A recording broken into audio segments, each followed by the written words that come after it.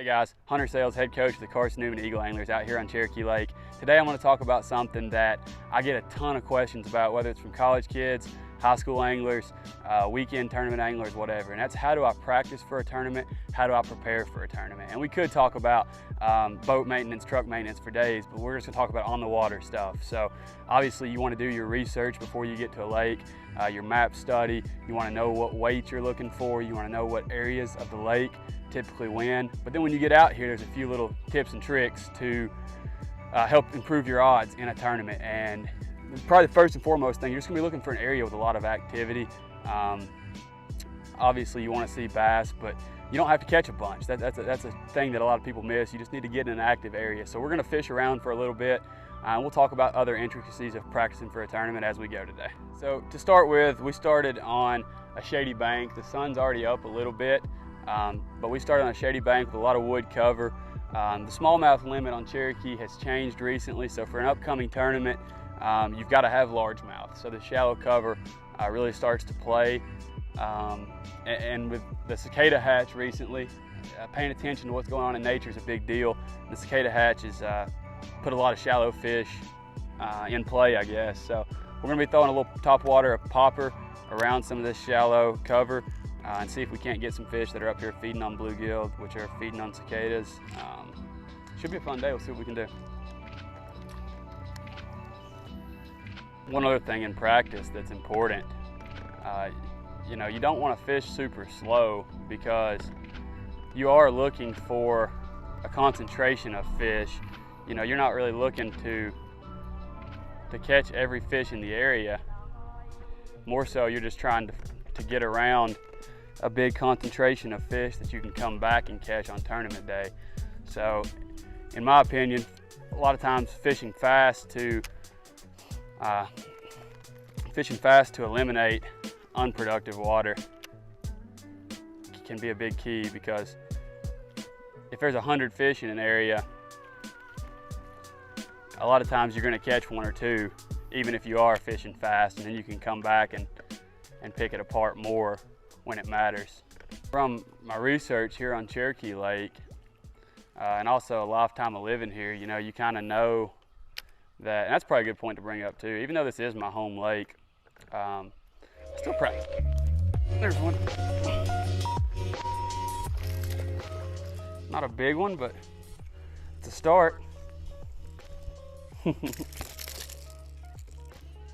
don't want to get these hooks in you for sure.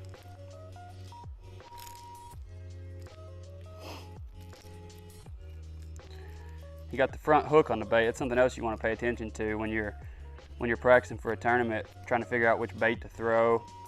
If they're getting it really good, eating the front hook, they're probably eating it head first. So even though he's not a big one, that can be a good sign that we're doing something right.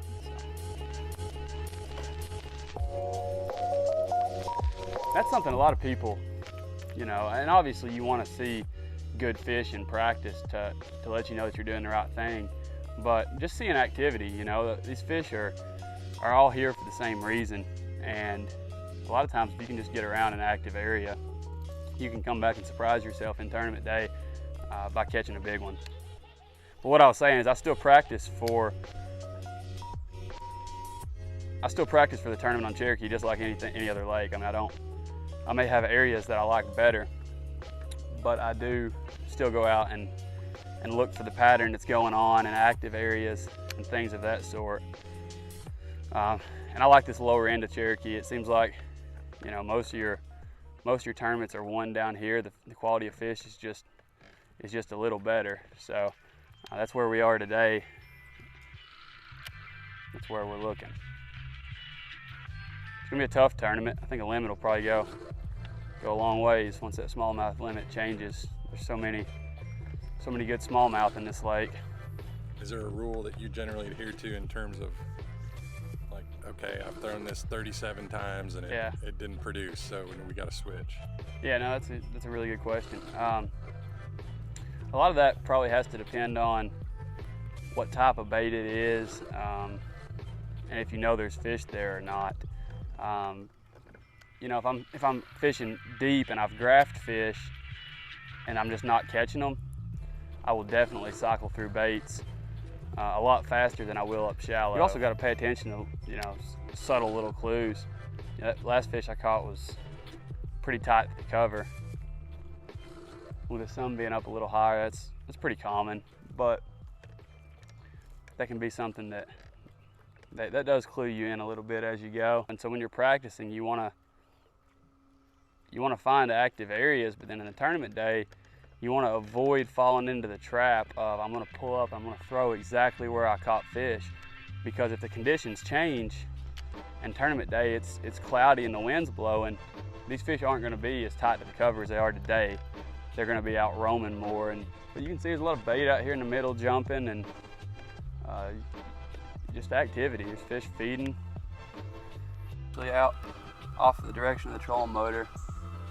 I'm looking up 60 foot, but you can see a bunch of bait fish, some fish underneath it, it looks like. Not necessarily anything I want to throw at right now, but it's good to know it's an active area. God almighty, it's a freaking 4-pounder. He come out and got it. I just swung and missed on a good one in practice. For the sake of I have a camera in the boat, I might pitch back in there right now, but you know, I know he's there. I know he's in the area, so switched baits to a white one, and like third cast had a pretty good bite on it. So it's actually Seagar smackdown braid, and it's got a gray color to it. I call it stealth gray.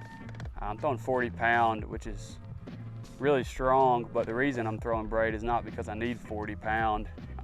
It's just because it casts so good, and at the end of your cast will let you get a good hook set. I've been throwing a spook on this rod too, but I actually put a 20 pound monofilament leader, which floats also. Braid floats, mono floats, and mono has a lot of stretch. So I tie that braid to the mono, and this is actually an FG knot.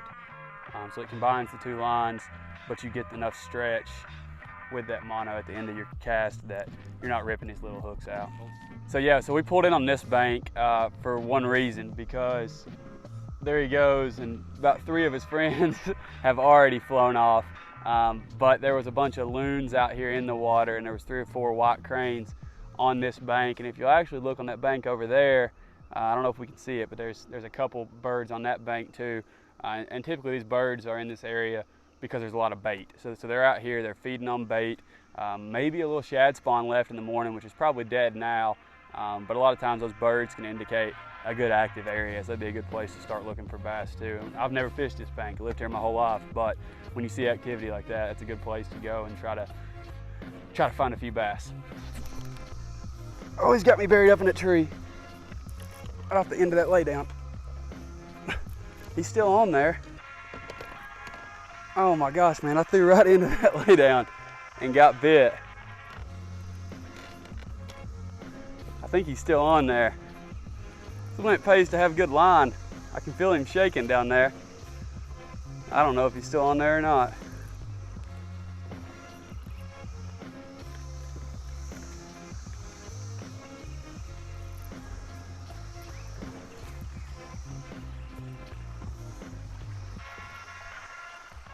Yeah, he's still on there. I can see him down there.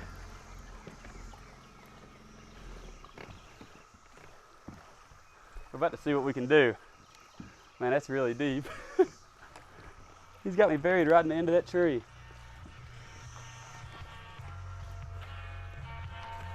See if we can get him.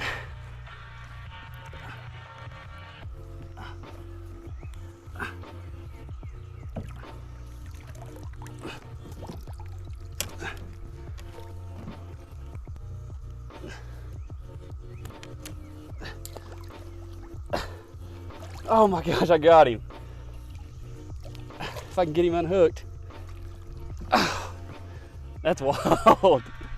My rod's gonna go in now.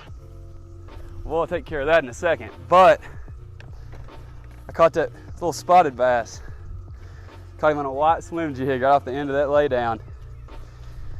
Threw way across it, that's why he buried me up. That's when it pays to have good line. That's a 17-pound Seagar and Vizex, and wrestled him out of there.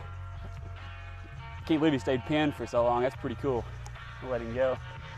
Not a big one, but once again, you know, we followed the birds, come over here and picked up a white swim jig to mimic the bait they were probably here feeding on, and caught that one pretty quick. He'll go right back down in that tree. Another thing to note, you know, as you're practicing for these tournaments, you always want to pay attention to the water temperature during practice. Right now on my Garmin unit, it's reading 73.9.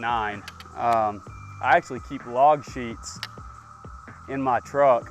I fill it out as soon as I get back. Sometimes I keep voice notes on my phone about things such as water temperature, wind direction, air temperature, whether it's sunny, cloudy, the whole 9 yards, because it plays such a big part in what we're doing. I mean, if the water temperature cools off 3 to 4 degrees, even more so in the spring, it can really change the way these fish behave. And so you want to be monitoring that. Plus, those log sheets help you for the next year when you come back out and you find the same exact conditions.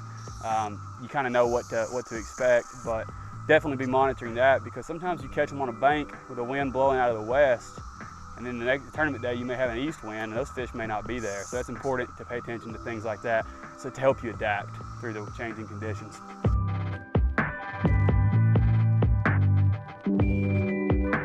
I said we were going to fish for largemouth most of the day. In the upcoming tournament, you are allowed one smallmouth over 18 inches, and that has to be a big one, but typically, you know, a 3-pound smallmouth, 3.5-pound smallmouth is 18 inches. If you could figure out how to catch one pretty quick, that would go a long ways for a 5-fish tournament limit.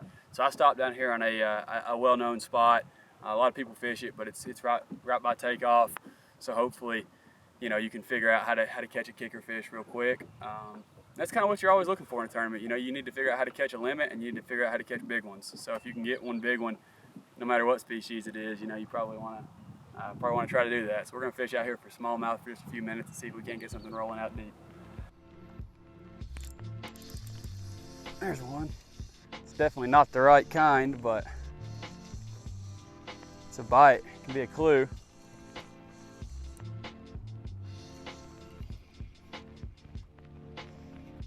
He may not be little bitty. He's not big though. There's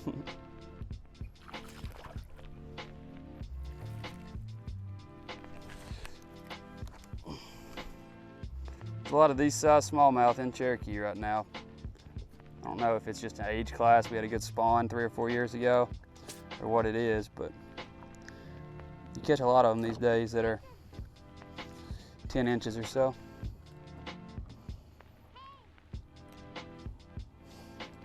Little baby. He feels about the same size.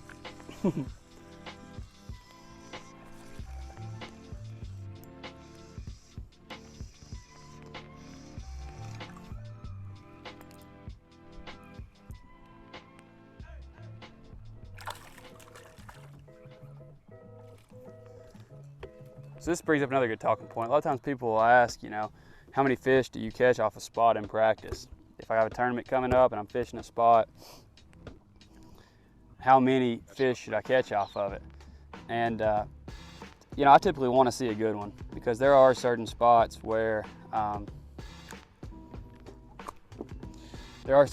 just little ones live, and we caught two pretty much the same size, you know, and they're fun to catch for a day on the water, but don't do a whole lot for you when you're practicing for a tournament. So I'll typically sit here and catch as many as I can until I see one that would help me in a tournament. And once I see that one, then I feel pretty confident that there is a population of fish and some size out deep. So that's kind of what I'm looking for at this point, just looking for one of the right size. It's cool though how, you know, it's a way with largemouth on the Tennessee River and over on Douglas and even Cherokee. If you can find a school out deep, it's really cool how once you get one of these fish fired up, a lot of times you do what I just did and throw in there and immediately catch a second one. It's almost like a pack of dogs. If you throw a T-bone in the middle of them, it makes them all want to eat, even if they're not just very hungry. Just gets that school excited.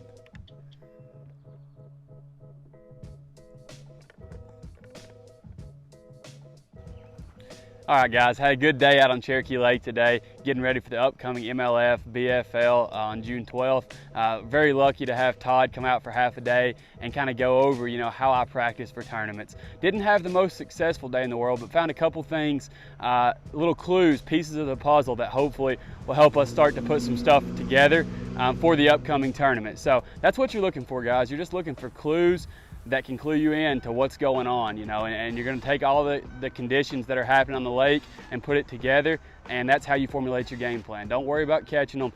Find active areas, and then during the tournament, that's when you really put your head down and grind and try to get them, guys. Hopefully you picked up a few things. We'll be shooting again soon. Thanks.